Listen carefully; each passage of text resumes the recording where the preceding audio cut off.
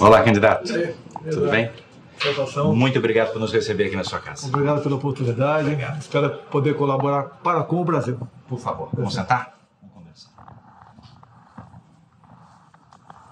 Candidato, essa é a sua primeira entrevista desde a alta médica. Eu imagino que todo brasileiro, nesse instante, independentemente da opção político-partidária, quer saber como é que está o estado de saúde do homem Jair Bolsonaro numa semana tão decisiva. Qual o seu estado de saúde agora? Primeiro, né, eu só tomei pé da gravidade do atentado 2 dias depois do mesmo. Eu não sabia o que estava acontecendo. Eu costumo dizer que Juiz de Fora não foi onde levei uma facada, foi onde eu nasci de novo. Então, meu eterno agradecimento aos médicos da Santa Casa de Juiz de Fora. Fui, então, para o Alberto Einstein, em São Paulo, e uma semana depois eu fui submetido a uma nova cirurgia, tendo em vista o quadro infeccioso que se aproximava. Porque a agressão, ela cortou muita coisa de mim, e uma das coisas muito graves, cortou o intestino grosso, onde você espalhou fezes por todo o organismo. Então, o problema de infecção generalizada se fazia presente. Foram momentos difíceis, não esperava estar nessa situação, ainda mais que eu sou um homem de combate. Eu gosto de estar na rua, conversando com o povo, desembarcando em aeroportos, fazendo palestra. Gosto de ação. E, de repente, não são recomendações, são determinações médicas para que eu respeitasse os limites do meu corpo. No momento, dado o que aconteceu, nessa quarta-feira, uma junta médica lá do Alberto Einstein esteve em casa, cujo presidente é o Dr. Macedo, ele falou que a recuperação minha está sendo fantástica. Tendo em vista a minha vida pregressa, que eu não fumo, não bebo, uma vida muito saudável, graças a Deus. E eu, respeitando isso, eu fico livre da colo no final de novembro, começo de dezembro, onde poderia, então, voltar às atividades normais. Mas, candidato, nesse momento, como é que o senhor se sente? Nas condições em que tudo aconteceu, eu me sinto bem. Foi recomendado não falar mais 15 minutos, tanto é que quando eu chegar para a gente vai parar, dar uma descansada meia hora tá bem. E voltar novamente a conversar. Me sinto bem, gratificado, feliz por ser uma opção de verdade contra tudo que vem acontecendo no Brasil nos últimos anos, em especial no combate à corrupção. Não podemos deixar que um partido que mergulhou o Brasil na mais profunda crise ética, moral e econômica volte ao poder com as mesmas personalidades. E você pode ver, tudo é conduzido de dentro da cadeia pelo senhor Lula, que indica aí um fantoche seu chamado Haddad, que por incompetência sequer conseguiu passar para o segundo turno na sua reeleição em São Paulo. Então eu me sinto feliz por esse lado, por ser um candidato conservador, que respeita a família, que quer fazer negócio com o mundo todo sem um viés ideológico, que quer jogar pesado na questão da violência, até para trazer um pouco de paz à sociedade, em especial às mulheres que vivem aflitas se seus filhos voltarão em paz ao término da faculdade ou ao término do evento festivo qualquer. Então, esse é o que me proponho, unir o povo brasileiro. E a esquerda sempre tentou nos desunir, criando castas, né? Negros contra brancos, nordestinos contra sulistas, ricos contra pobres, filhos contra os pais, na lei da palmada. Um pai não pode corrigir um filho. Qual pai quer dar uma palmada no filho? Ninguém quer, mas se você vê obrigado a fazer isso, você tem que fazê-lo. O Estado, que usurpa do momento dessa situação para punir os pais que, porventura, dão tapa no bumbum de um filho. E nós queremos resgatar a credibilidade do Brasil junto ao mundo aí fora. Saí um pouco do Brasil nos últimos meses, estive na Coreia do Sul, Taiwan, Japão, Israel, Estados Unidos, e é difícil, mesmo não sendo empresário, ser recebido com o manto da desconfiança. O Brasil, que sempre teve muita credibilidade aí fora, pela alegria do seu povo, pelos contratos, pela palavra, pelo aquilo que nós possuímos de bom aqui no Brasil, tudo isso, ao longo dos últimos 13 anos, foi jogado na lata do lixo. Vamos, se essa for a vontade de Deus, recuperar o nosso Brasil. Essa entrevista também é a primeira desde a conclusão do inquérito policial sobre o que aconteceu em Juiz de Fora. A Polícia Federal e o Ministério Público concluíram que o senhor foi vítima de um atentado com motivação política e com premeditação. Eu sei, o senhor já disse que não acredita que ele agiu sozinho. Agora, olhando para trás, quase um mês depois, vai fazer um mês agora, que conclusões o senhor tira daquilo tudo? Olha, o processo está sendo conduzido por um delegado que por 2 anos foi o homem de confiança de Fernando Pimentel, governador de Minas Gerais. A Polícia Federal, eu não quero acusá-la, poderia ser outro delegado, até para buscar isenção. Nessa equipe que investiga, temos conhecimento, tem muita gente isenta e outra até simpática à minha causa. Então, eu não quero precipitar uma declaração nesse sentido. A própria tentativa, no dia do evento, 6 de setembro, de alguém tentar entrar na Câmara dos Deputados com nome do agressor, seria um álibi. Se ele consegue, naquele tumulto, cometer o teu ato e sumir, ele teria um álibi poderosíssimo, dizendo que esteve na Câmara dos Deputados. O senhor descobriu isso ainda no hospital? Isso chegou ao meu conhecimento. Que reação o senhor no teve hospital? quando o senhor A reação da indignação. E nós não queremos fabricar um responsável, nem culpar esse ou aquele partido ou grupo ideológico. Nós queremos buscar a verdade e sinto que não se tem muita dificuldade de chegar à verdade. Afinal de contas, um ato como esse não pode partir da cabeça de uma pessoa de forma isolada. Até o seu depoimento ele foi muito contraditório em vários momentos. A Polícia Civil também faz um trabalho paralelo em Juiz de Fora. E acredito ainda que a Polícia Federal poderá dar uma resposta a isso, porque o inquérito, um encerrou e o outro foi instaurado. Então, espera que brevemente temos uma resposta para isso. A política brasileira não pode escambar para esse lado. Eu sou acusado de disseminar o ódio e quem leva a facada sou eu. Justamente nesse aspecto, na denúncia, os procuradores disseram que esse foi um atentado também à democracia. O senhor que sentiu esse ataque na pele é chamado pelos seus adversários de alguém que não respeita a democracia, não respeita a Constituição. Como é que o senhor responde a essa acusação? Olha, não respeito onde? Dizem que eu ataco negros. Onde você tem um vídeo meu, um áudio atacando negros?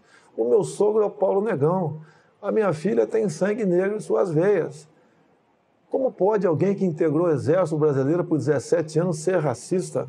Assim como diz que eu ataco mulheres. Onde tem um áudio meu atacando mulheres, a não ser um embate entre eu e a deputada Maria do Rosário, onde ela estava defendendo que um estuprador e homicida menor de idade fosse punido à luz do Estatuto da Criança e do Adolescente. Eu sempre lutei pela diminuição da maioridade penal. Naquele momento, ela me chama de estuprador. Espera aí, o que é isso? Se eu perdi a cabeça, me desculpe, mas a resposta que eu poderia dar para ela, não sou estuprador.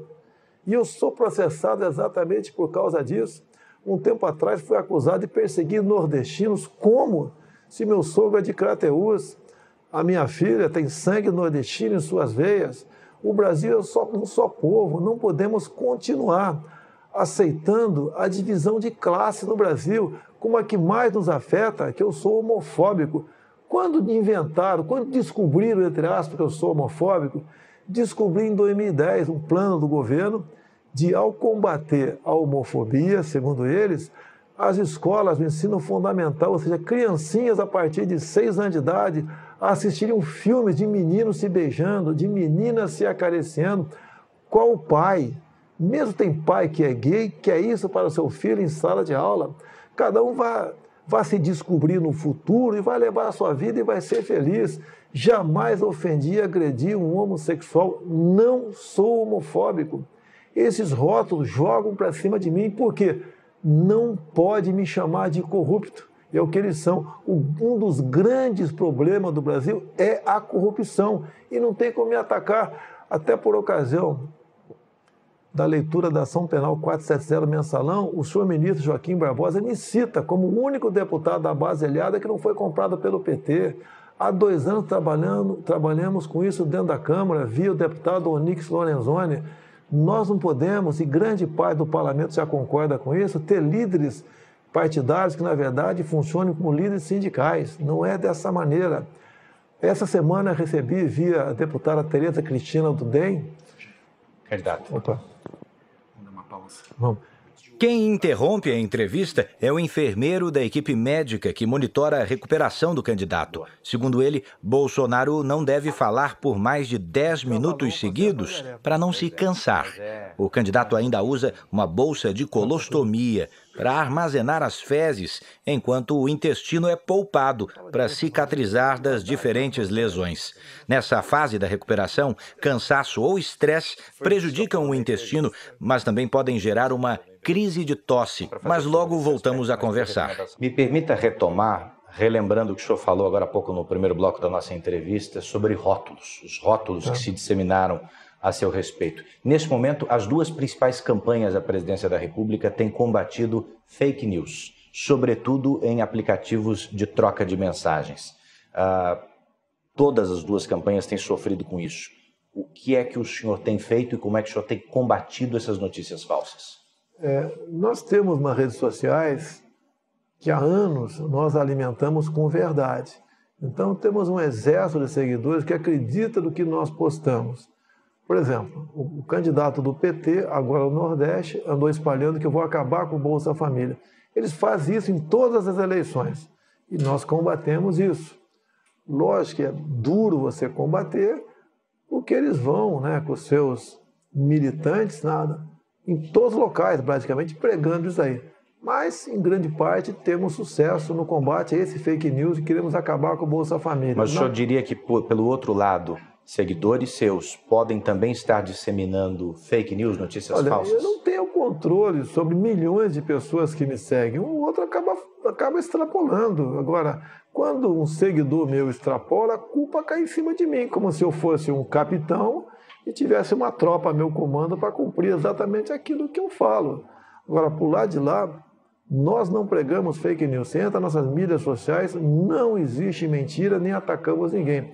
Nessas lives que temos feito às 8h30 da noite, eu tenho pego o plano de governo do PT, documento deles, análise da conjuntura, por exemplo, bem como o caderno de tese do PT em 2015, e mostrando por escrito o que está na página deles, como, por exemplo, enquanto o Paulo Guedes tem um projeto bastante ousado no tocante à economia, e ele foi claro isso em palestras, dizendo que quem ganha até 5 mínimos não vai pagar imposto de renda. Hoje, quem ganha 5 mínimos já está na faixa dos 27,5%. E acima disso, uma alíquota única de 20%. O que o fake news faz? Esquece, entre aspas, que quem ganha até 5 mil vai pagar imposto de renda. E começa a falar, você ganha 2 mil por mês. Prepare-se, vai pagar R$400 de imposto de renda. Mentira! A proposta nossa é ousada. E nós queremos realmente recuperar a tabela de imposto de renda e deixar mais dinheiro na mão do cidadão e na mão do empresário. As alíquotas para a classe empresarial também cairão. Queremos seguir o exemplo da Inglaterra de 20 e poucos anos atrás, que está numa situação crítica, bem como o exemplo de Trump nos Estados Unidos, onde ele diminuiu de 30 e pouco para 20 e poucos por cento a carga tributária para empresários. Então, os empresários aqueceu a economia, o mercado de trabalho voltou a funcionar, empresas que tinham saído dos Estados Unidos voltaram para os Estados Unidos e a economia norte-americana está indo muito bem. O senhor deve estar acompanhando um movimento intitulado Ele Não. E a sua assessoria deve ter percebido também que depois do movimento, de certa maneira, o senhor até subiu nas pesquisas de intenção de voto. Que avaliação o senhor faz desse contexto? Olha, você tem que ver quem estava no movimento Ele Não. Artistas que há muito vem mamando na Lei Rouanet. Você não tem quem está no Ele Não que não esteja na Lei Rouanet. A Lei Rouanet é importante, mas para o artista raiz, o artista sertanejo, aquele que realmente traz consigo a cultura brasileira. Ninguém quer abandonar a cultura. Por que o senhor acredita que depois dele, ainda assim, subiu nas pesquisas? É que o outro lado, que a maioria, vê quem é que está me atacando. Tá certo? E ao ver, já faz uma análise imediata, que eles estão errados, nós estamos certos. Será que eu sou tão mal assim?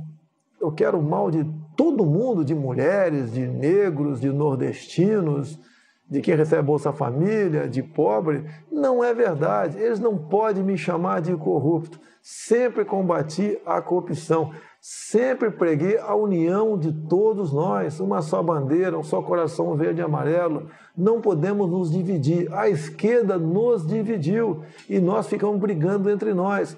Eu quero a união de todos. Um grande exemplo tive em países como Japão, Coreia do Sul, Israel.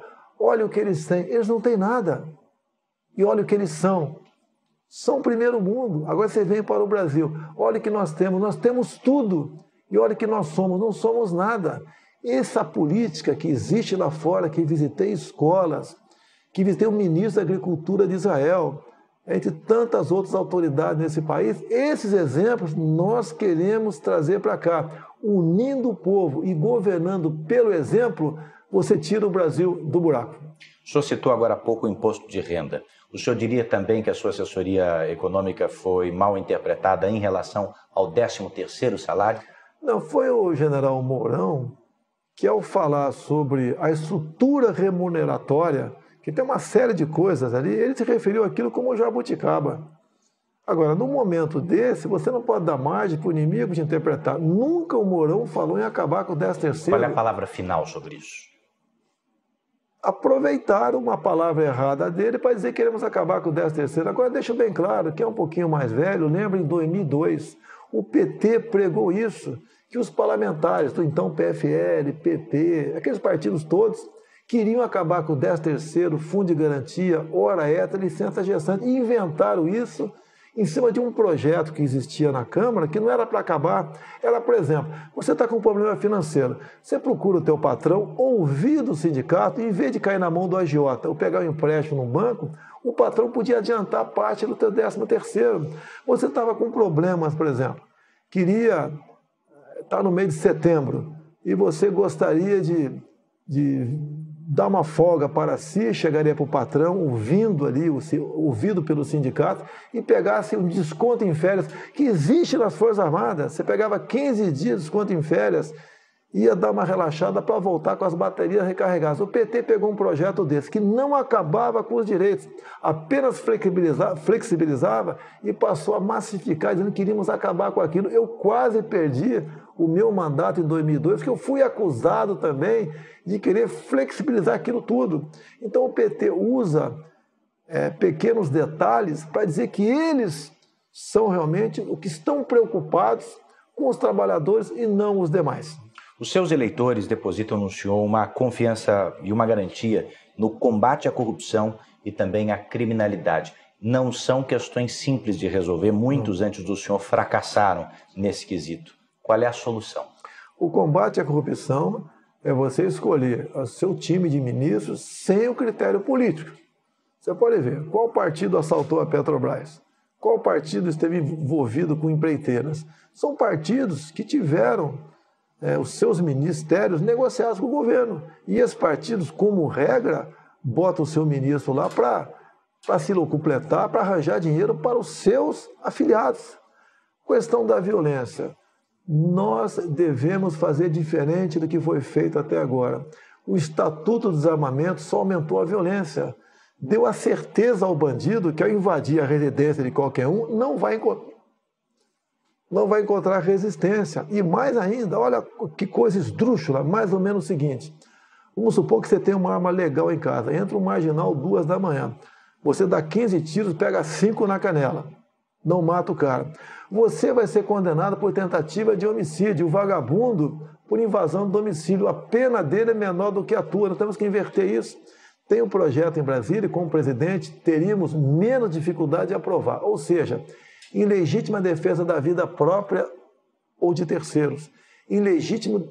Na legítima defesa do patrimônio próprio de terceiro, você responde, mas não tem punição. Isso chama-se retaguarda jurídica, que vale para nós, cidadão de bem, e vale para os agentes de segurança, policiais civis e militares. Não pode um policial militar, após cumprir sua missão, 2, 3 da manhã, trocando tiro com marginal, com um fuzil. Onde tem isso no mundo? Só no Brasil.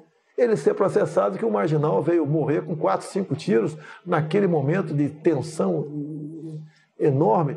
Vamos mudar o nosso Código Penal para dar essa retaguarda jurídica para o cidadão de bem e para os policiais. Agindo dessa maneira, tenho certeza que a violência diminuirá. Falando também sobre corrupção, candidato. Mais uma interrupção. Uma nova interrupção na entrevista é feita a pedido da equipe médica. Desta vez, Bolsonaro já demonstra cansaço, porque faz pausas maiores entre as frases. Eu retomo a entrevista falando de corrupção. Candidato, o senhor acabou de falar antes dessa nossa pausa sobre criminalidade, mas também sobre corrupção. A respeito desse segundo assunto, o juiz Sérgio Moro divulgou, deu publicidade à delação do ex-ministro Antônio Palocci. Que impacto o senhor acredita que essas revelações terão na urna, no voto? Sempre há um impacto. O Palocci, antes mesmo de qualquer delação, ele já vinha colaborando. Ele foi um homem muito próximo do governo, ele conta as entranhas do poder. Não tem como ele não fugir da verdade. E ele quer colaborar e vem colaborando. Então, parabéns ao Palocci, né? Porque quem não erra como ser humano. E ele tenta, logicamente, diminuir o dano ocasionado em todo o Brasil com suas ações. Ele mesmo disse, nas últimas campanhas de Dilma Rousseff, gastou-se em torno de R$1,5 bilhão de reais. E quase 1 bilhão foi Caixa 2. Fala de contratos de publicidade com a Petrobras, fala um montão de coisa. Agora, a corrupção está colado no PT. Não tem como querer desvincular o que acontece na corrupção do PT. Nós devemos evitar que esse estado de coisa continue no Brasil. O PT não deu certo. É um partido que traiu os trabalhadores, traiu todo mundo. É um partido que tinha um projeto de poder. Como o próprio Zé Dirceu disse há pouco, ele disse. Nós vamos assumir o poder, que é diferente de ganhar uma eleição. Ou seja, ele fala também em tirar poderes do Supremo Tribunal Federal, né? Ele fala, por exemplo, ali, coisas que, se tivesse na minha boca, seria uma explosão no Brasil. Está na boca dele. Nós pensamos e agimos diferentemente do PT. Se o senhor ganhar as eleições, o senhor não terá um projeto de poder? Não, não pensamos nisso em hipótese nenhuma. Até porque ser presidente do Brasil com tantos problemas, eu sei da responsabilidade, como será a minha vida nesses próximos 4 anos. E o que muitas pessoas dizem, né, que eu posso ser o ponto de inflexão naquilo que acontece aí. Muitos dizem que eu não posso ser um bom presidente, mas é aquele necessário para o momento. Mais grave que a corrupção é a questão ideológica. A gente vê jovens universitários, eu não sei o que tem na cabeça, com ações, com atos que não condiz com aquilo que está se formando. Que, em parte, as nossas universidades não formam alguém para o mercado de trabalho no futuro, está formando militantes. Devemos acabar com isso. Até hoje, o PT defende o regime de Maduro, como defendia o regime de Chávez. Nós devemos nos afastar da Venezuela. Temos que dar um pé no traseiro do socialismo, no comunismo. Não podemos admitir essa ideologia em nosso Brasil. Será o fim da nossa pátria se o PT conseguir chegar ao poder. Lamento, vou respeitar o resultado das eleições, até porque eu me preparei lá atrás para que tivéssemos uma auditoria por ocasião das eleições. Em 2015 aprovei o voto impresso. Lamento o Supremo ter derrubado com argumento da senhora Raquel Dodge, dizendo que a impressão do voto comprometia a segurança das eleições. É exatamente o contrário. Mesmo com 5% das sessões com o voto impresso, você teria um retrato no Brasil do que foram as eleições. Procurei o ministro Fux há poucos meses e pedi para ele que pulverizasse pelo Brasil, de acordo com a quantidade de eleitores, estas sessões com o voto impresso. Ele me disse que já havia tomado decisão nesse sentido. Tinha um estudo para ter uma eleição tranquila. Lamentavelmente, essa interrogação aparece. E o apelo que eu faço àqueles que acreditam em mim: vamos votar, não vamos nos omitir, não vamos votar em branco, não vamos anular o voto. Muito pelo contrário, vamos convencer uma pessoa a votar na gente. O PT, todo mundo já conhece o que é e o que nos espera com o Zé Dirceu voltando ao poder. Comigo, a certeza que vocês terão que eu serei realmente não mais um capitão do Exército, mas um soldado do Brasil a serviço desse povo que merece e tem tudo para ser feliz. Uma última pergunta. Estamos a 3 dias das eleições. O senhor, eu sei, acredita que vence no primeiro turno. Mas se isso não acontecer, quem o senhor acredita que enfrenta num provável segundo turno? Olha, as pesquisas, todo mundo desconfia no Brasil. O Brasil é um país onde não se acredita em quase nada, infelizmente. Mas vamos partir do princípio que as pesquisas são essas que estão aí. Não fugiremos do candidato do PT. Não será nós contra ele, será o Brasil que quer mudanças, o Brasil que não quer mais corrupção, o Brasil que quer que criança seja respeitada em sala de aula, o Brasil que acredita na família, é o Brasil que respeita as religiões, um Brasil que quer conversar com o mundo todo sem o viés ideológico, um país que quer jogar pesado na questão da violência, até para dar paz para as mulheres que são preocupadas com a integridade física dos seus filhos. É um Brasil que quer isso, é um Brasil que é menos imposto, é um Brasil cujo presidente vai trabalhar em equipe. Ninguém vai querer decidir nada sozinho. Muita coisa não entendo. E com boas pessoas e com isenção para escolhermos essa equipe de ministros, nós temos tudo para começar a fazer o Brasil andar. Quero agradecer por me conceder essa entrevista. Veja a seguir o Dia dos Candidatos a Presidente da República. E ainda nesta edição, o preço do álcool dispara e postos de combustíveis fazem promoções para atrair os consumidores.